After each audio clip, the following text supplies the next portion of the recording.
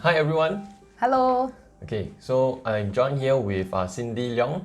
She is an Enneagram expert. So maybe you can share with us more about yourself. I'm an Enneagram trainer as well Enneagram as a expert. relationship coach. Okay. Yeah, for Divine Connect and Relationship Studio.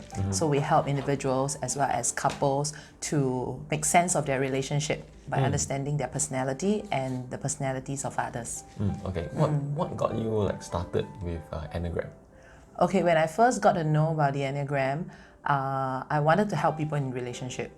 So I thought this is really a very good framework for us to understand why people behave the way they do. As a psychology student in the past, I actually tried a lot of personality profiling tools like DISC or Myers-Briggs or StrengthsFinder. I'm not saying they're not good, but the thing is they did not give me something to work on, because most of the profiling tools, they tell me what you're like, but they don't tell me why you're like that. Okay. And that is an area that I find it's missing, because as a psychology student, I'm always curious to find out why. So why is important? So when I got to know about the Enneagram, I was like, whoa, it really describes the in-depth motivation of me and people, and now I got to understand why my relationships failed in the past. So yeah, and so it gives me like a really good revelation, insights to well, if I were to know this earlier, a lot of things could have worked out better, or there would be lesser misunderstandings or conflict. So that's when I thought, okay, this is really good, and I want to bring the goodness of Enneagram to share with more people, to help people to have that kind of revelation that I used to have. Okay, maybe you can share with us what exactly is Enneagram about? Enneagram has got more than 2,500 years of history, but only in the recent about 50 years, there's a lot more development on the actual application, like in terms of business, in terms of relationship building, parenting, sales and leadership. So it is a profiling of 9 different personality types. Yeah, actually you can see from the background. So that's all the 9 different types. Yeah. So basically all of us fall into one of it. So of course we don't want to box people in, but understanding what type you are helps you to get out of the box. So when you know which type you are, and then what you do next is, the arrows and the lines are basically areas for self-development, like next step for your self-development. So knowing where you are, basically knowing your starting point. Yeah, so I don't want to use the word boxing people in, but it's more of knowing where your starting point is. It's just like a GPS for guidance. So knowing where you are, then you know what to do next to work on yourself, and where should you go to for self-development or self-improvement, or what we call moving up the self-mastery level. Yeah. Can I say it is a more in-depth version of a personality test? Personality test. I would say it's more of understanding the motivation behind the behavior. Because all of us have an autopilot way of doing things, and all these are subconscious. Okay. So understanding the behavior is one thing, the motivation behind the behavior. Yeah. Okay. But how can, after knowing our Enneagram, right, personality, right, Yeah. how can it better develop our relationship with our spouse?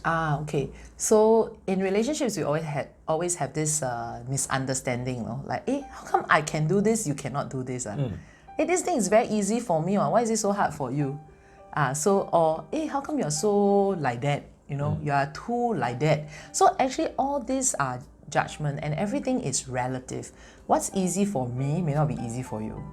Yeah, so some people are just more comfortable to stand on the stage. Some people are just not as comfortable standing on the stage. But some people are okay doing the same thing over and over again. Some people are not okay with that.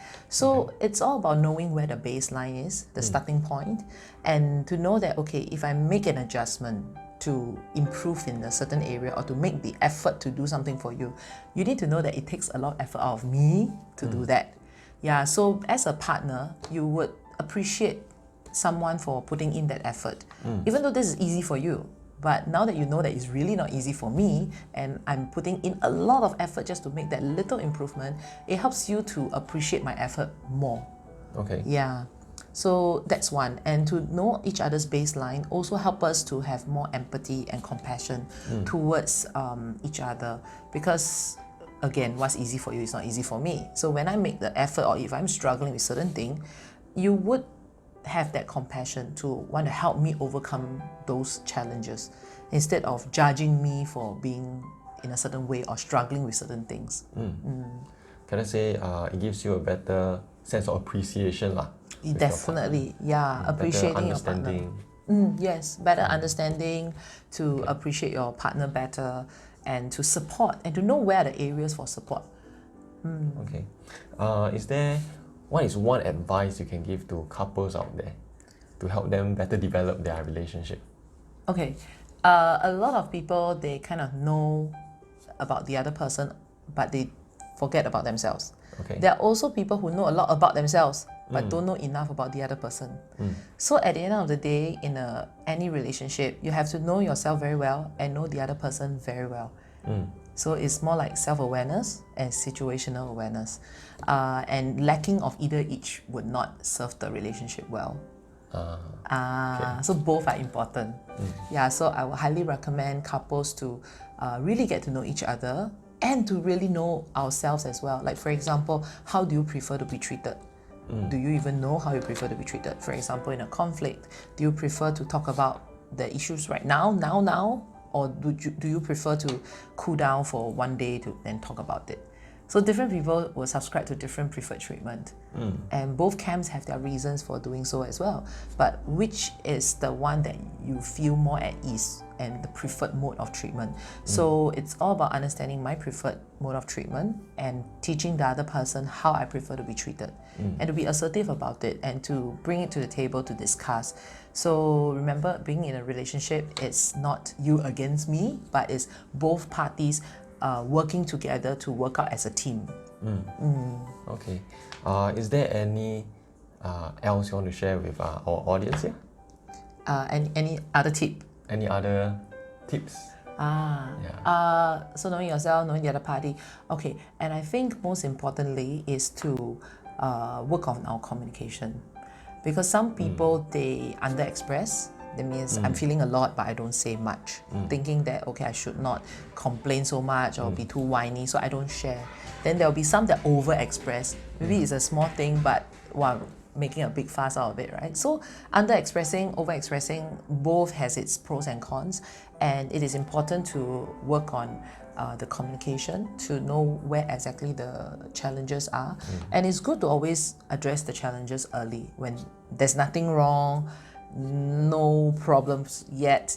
It's always good to talk things through before things happen. So when things happen, you can preempt it and you can prevent it before things gets worse.